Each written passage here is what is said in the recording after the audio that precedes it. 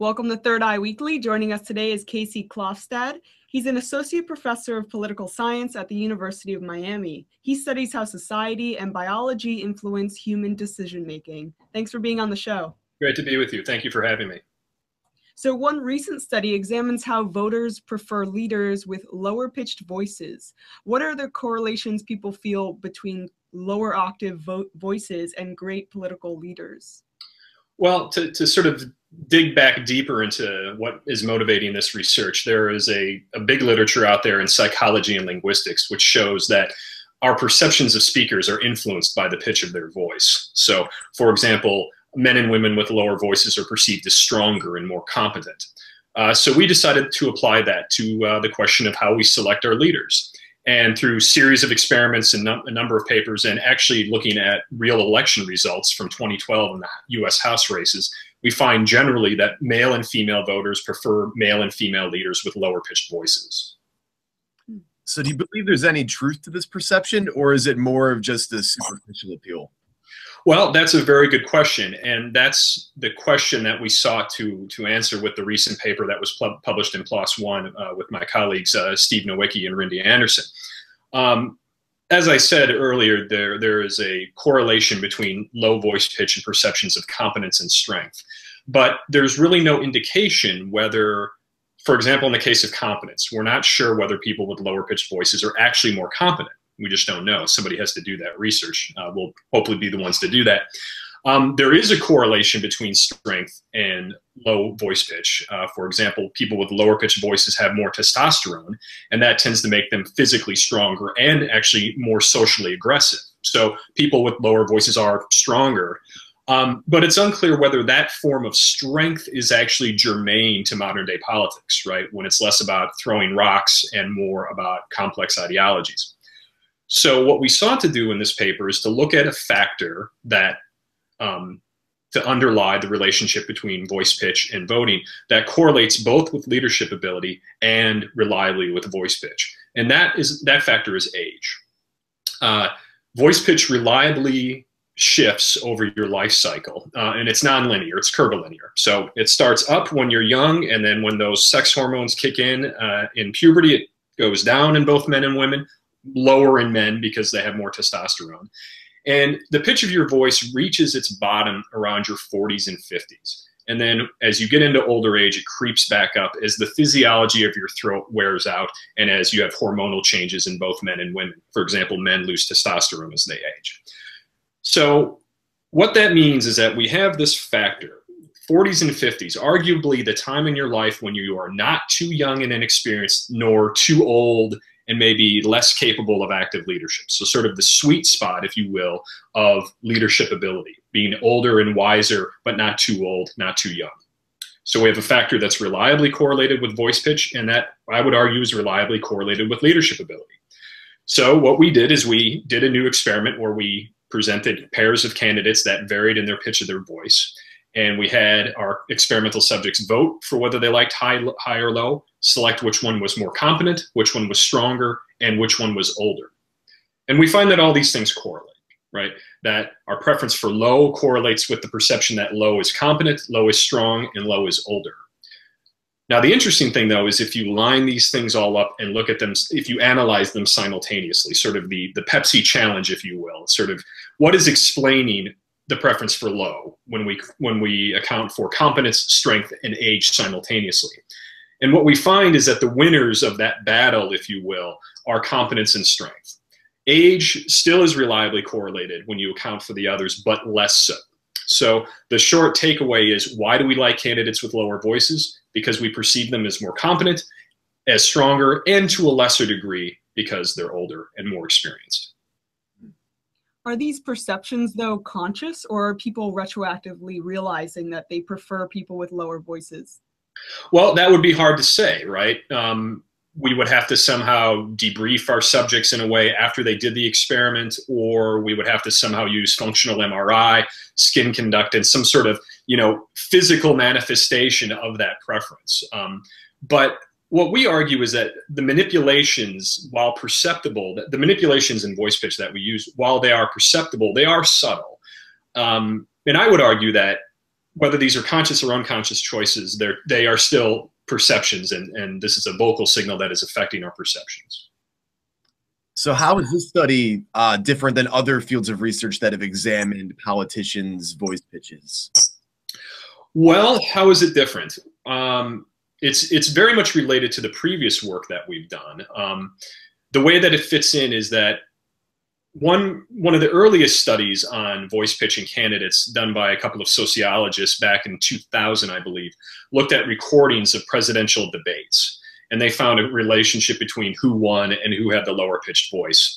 Unfortunately, that's not an experimental study, and they didn't control for other factors that might have influenced the election, like the partisan mood of the public. So that was a neat correlational study, but it didn't really inform us about causation like an experiment does, nor did it account for other potential confounds of electoral outcomes.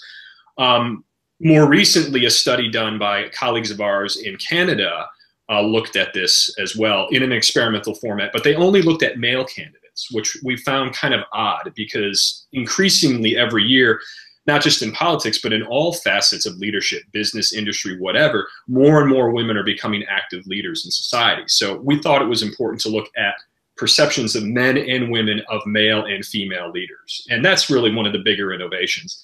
And then this most recent study in PLOS One, the innovation there is actually looking at the mechanisms that might be driving this preference: competence, strength, and age. Now, the question, though, and that to kind of go back to an earlier question you had, we find that perceptions of competence and strength matter the most. But we don't know, like I said earlier, whether people with lower pitched voices are actually better leaders, right? Whether they are more competent, whether they are stronger, per se, within the specific context of modern day politics. And that's the next study that we're going to seek to do. Now, to do that, you somehow have to get the pitches of people and then somehow come up with objective measures of their leadership capacity. Yeah, and that might be difficult to do. So probably what we'll end up doing is just take many different measures of that could potentially be called leadership ability and then look for correlations. And not to blather on too much, but that leads to sort of a broader normative argument here that if we are being influenced by voice pitch, is it influencing us to make good choices, right? That's the open question. If, on the other hand, if it has no relationship with leadership ability, then sort of it's a wash, right? But if it's in fact the case that people who have lower voices have more testosterone, or maybe more socially aggressive, maybe they're not collaborators, maybe they're not going to compromise, maybe that's not a good leadership ability. So that's the open question, that this subtle influence that has been sort of working on the electorate over time, is this good for democracy? And we just don't know yet. Have you looked at how this research is playing out right now in some of the candidates that are running for president, for the presidential election? Not for the presidency. We haven't looked at that. I can tell you anecdotally, I've been doing a lot of interviews about this research. And I did one with Canadian Talk Radio in Toronto, I believe, yesterday. And just for kicks, I went and looked. They're having an election cycle right now for their national parliament. And they actually recently had a debate with the three major candidates for the top three parties. So I figured, let's go and look at their summary statement at the end and take the first 4 or 5 seconds of that statement and look at the pitch of these individuals' voices. And it turns out that the ordering from low to middle to the highest actually tracks the current polls for the national candidates in Canada. Now, that is wildly anecdotal, right? That is not very scientific. It's a good sort of story to tell, but maybe there is something to it. But in terms of the current presidential candidates, we haven't done any analyses. The most up-to-date study that I have, which is out now in political psychology, looked at the 2012 House candidates. So to shift gears a little bit, another study of yours examined vocal fry and women's voices and how it could undermine success. For those in our audience that don't know, could you explain what vocal fry is and why it kind of has the prevalence that it does? Yeah, so vocal fry, think Kim Kardashian on the female side, or think Ira Glass, if that plays to this age demographic, on the male side, or Henry Kissinger. It's sort of the lowering and the creaky voice at the end of a sentence. So it's creaky voice, creaky speak, vocal fry. It's sort of like bacon popping. Basically what's happening is that in men or women, both men and women use vocal fry. It can be a speech pathology, right? Something is gone wrong here in the physiology of your throat, or it can also be an affectation, like I just did a few seconds ago. What's happening is that the speaker is attempting to lower the pitch of their voice to the bottom possible register that they're physically capable of. Because, just as a sidebar, voice pitch is physiologically determined by your throat, which is influenced by things like your height, hormones, so on and so forth. So what happens when you do that, there are these flaps or vocal folds or vocal cords that are in your voice box or your larynx. When you do that, that causes those flaps to vibrate against each other in a sort of an unnatural, uneven way. And that's where you get the pop and the crackle from. That's where that comes from. So vocal fry, that's what it is. What was the study about? Well, what motivated us, and we did this in tandem with some folks at the Fuqua School of Business at Duke, there is a stylized fact out there in the mass media and some academic studies that this form of speech, this affectation, is increasingly common among young American females. And that some say out there in the media that, well, so what? Language and speech evolve. This is a vocal affectation. Who cares, right? Others say, no, it's extremely annoying. I find it off-putting. I don't think that speakers of that are to be taken seriously. They sound dumb. So there's sort of this question. We didn't actually address how frequently it is out there. We just sort of accepted that as a fact that there are people out there observing this. Okay, it's a thing. Maybe it's gone up over time, maybe not, but it is a thing. It's out there. What we wanted to resolve was the question out there that nobody had resolved yet, whether this is actually perceived positively, negatively, or just is a null thing. So akin to our voting experiments where we manipulated voices, presented a subject with a high and a low voice and said vote or judge competence, age, whatever, we had a series of speakers say, what was the phrase? Thank you for this opportunity. I believe that was something that you would say in a job scenario. Thank you for considering me for this opportunity. That's what it was. And we had them speak it in their normal tone of voice, and then we had the same speaker mimic it in vocal fry. And we gave them numerous examples, showed them videos on YouTube. So not an experimental or digital manipulation, but a natural manipulation of the same woman or the same man speaking that phrase in their normal tone of voice and then in vocal fry. And then we presented those pairs of voices of both male and female speakers in a normal tone of voice or in vocal fry to male and female experimental subjects online.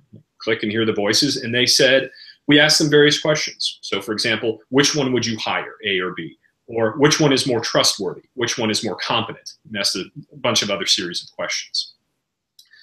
So with that, we can A, say, how is vocal fry perceived?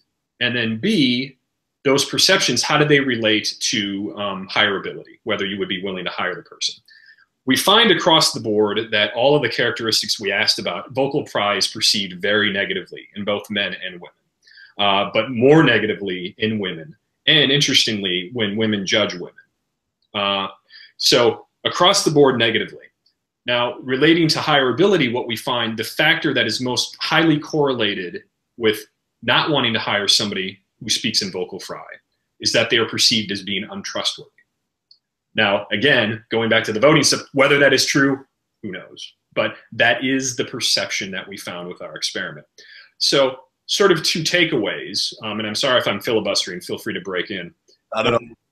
Two takeaways from this. One is a cautionary tale for both men and women, but maybe more so for women, that using this affectation, if you are indeed using it voluntarily, maybe not such a good thing for your job prospects. Might be fine in other aspects, right? What if we did this experiment and it was, well, would you date this person, or would you take this person to a club or something like, maybe the results would be different. But speaking within the narrow confines of the labor market, the cautionary tale for men and women on the market, and again, especially women, knock it off, right? Don't do that. If you can, right? Now, if it's truly your tone of voice for whatever reason, right? If that's how you speak, so be it. But if it is an affectation, you may want to check that when you go into the boardroom and then adopt it back again when you're with your friends. Point two, though, on the other hand, is that this is a cautionary tale for people doing hiring, most of whom are old white guys like me, right? Who are probably the ones that are perceiving this affectation negatively, especially in you darn young women. Why do you speak that way, right? Cautionary tale, not just for the job seeker, but for the job provider, that maybe you need to be conscious of these biases that you have, and that you need to listen to what the man or woman is saying when they're in the boardroom interviewing, rather than focusing on the tone of their voice. So sort of a two-way street, if you will. Very good. Wow, that's some interesting knowledge that we're now learning. I think everybody can benefit from that. Thank you. Those are all the questions we have today. Great. Great. All right. Thanks for having me. Appreciate it.